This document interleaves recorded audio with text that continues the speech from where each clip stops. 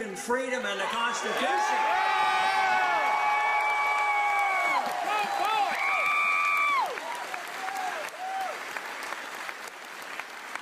Something rather amazing is going on, especially here in the last several years. Things have changed quietly and steadily in a positive way. Although over the last 100 years it's been pretty much downhill for the cause of the Republic. We have undermined our Republic. But in the last 4 years, something dramatic has happened. There was a campaign 4 years ago. There was a lot of people paying attention. There was a lot of interest. But all of a sudden, something happened. Many of the things that we have been talking about and warning about, especially the Austrian economists, talking about, the danger of printing money and running up debts and doing all these things, and what would happen, we'd have a financial crisis and watch out for the housing bubble. When that came about, all of a sudden the people started saying, that's what these Austrian free market economists have been talking about. Let's talk more to them. And this is what's happening, that people are paying attention. Who would have ever dreamed that 5 or 10 years ago that we would ever make the Federal Reserve an issue in a presidential campaign?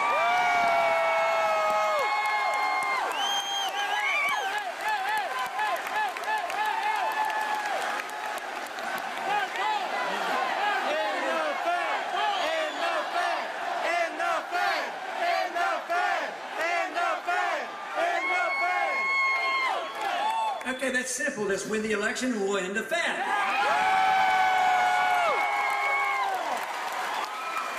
Actually, next year would be an appropriate year. The Fed's been around for nearly 100 years, 1913, and they've destroyed 98% of the value of the 1913 dollar. So let's not let them do the 2% left. Let's have next year, let's have a bill to repeal the Federal Reserve Act as a celebration.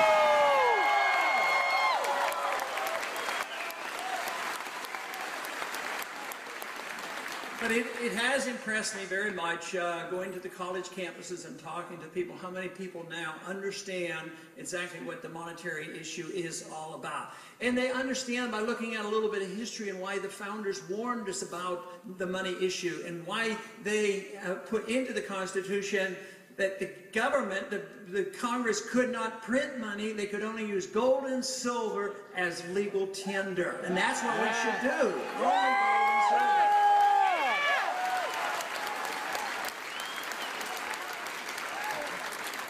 But of course, we didn't follow those rules, and by the fact that the Federal Reserve can print money and create money at will, and they buy up debt, what do the politicians do when they can accommodate the big spenders? They spend a lot of money, they run up the debt, they tax to the maximum, they borrow to the maximum, then they still don't have enough, and they have this ravenous appetite for big government, so then the Federal Reserve comes in and accommodates the big spenders, and they just print the money, and lo and behold, it destroys the value of the money. Now, some people say that's difficult to understand, but more and more I talk to people in 8th and 9th grade in high school, and they say that's just common sense. You print a lot of money, it's going to lose its value.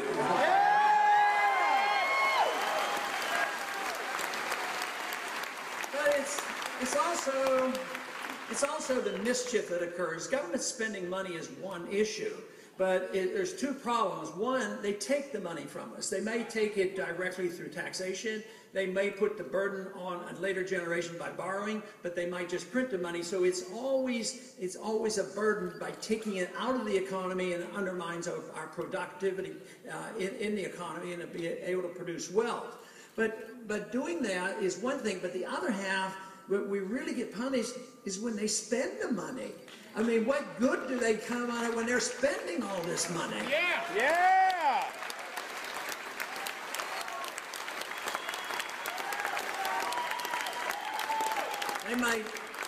They might feel compelled to go start a war that we don't need and get us into trouble that we don't need. That's been a big problem. Matter of fact, the problem as I see it, whether it's the financial, whether it's the foreign policy, whether it's an attack on our civil liberties, what we have lost here in the last 70 or 80 years is a respect for our Constitution, a respect for our rule of law. Woo!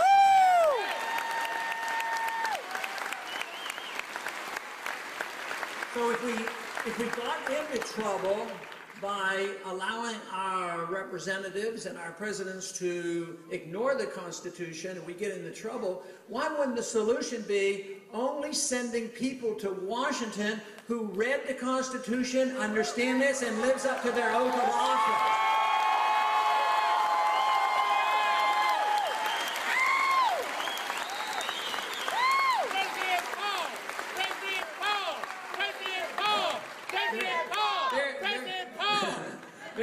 Very simply, that means that we wouldn't have a Federal Reserve System because it's not authorized under the Constitution and it destroys the value of our money. But what about the war issue? Just think of how many wars we've been in since World War II. None of them have been declared. None of them have been won. How many trillions of dollars of wealth has been consumed? How long do we stay in a country and not wake up and say, enough is enough? Well, right now, the American people have awakened. And not only are they looking at the Federal Reserve, but they're saying, we've been in Afghanistan long enough and it's time to come home.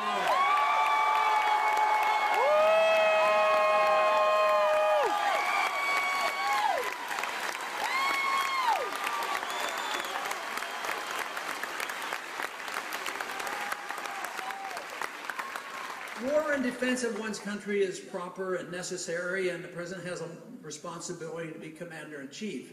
But the President of the United States does not have the authority to start wars without the proper permission coming from the Congress.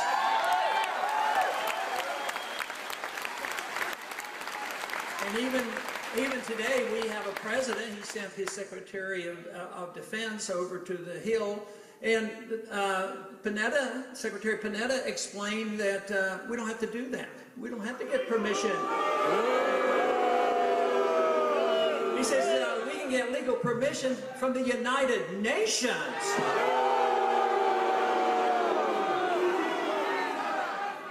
And of course, this is how we've gotten ourselves into way too much trouble. But great nations generally are not destroyed by military means. We did not, fortunately, we did not have to have a nuclear exchange with the Soviet Union. I was drafted in 1962. There were missiles in Cuba.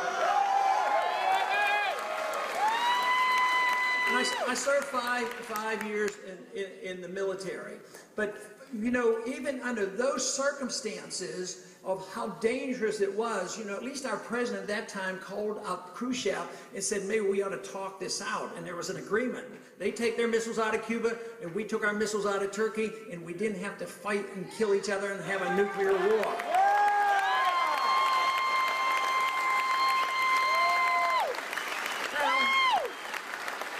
My humble suggestion is, why can't we talk to a country that doesn't even have a nuclear weapon and we can't prove they're building a nuclear weapon?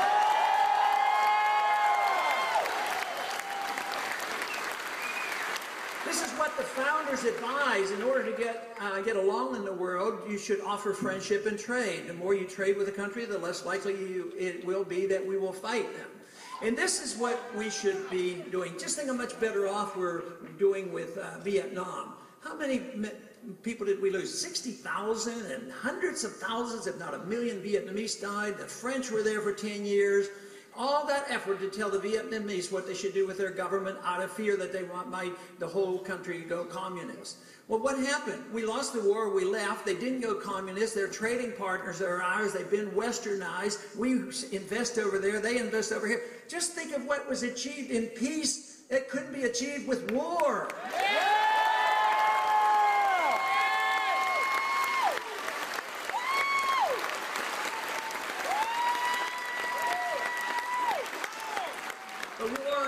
War is always a drain, and there's explicit ways to go to war. We should never accept the principle of preemptive war. Preemptive war means we start them. We don't have a right to start wars.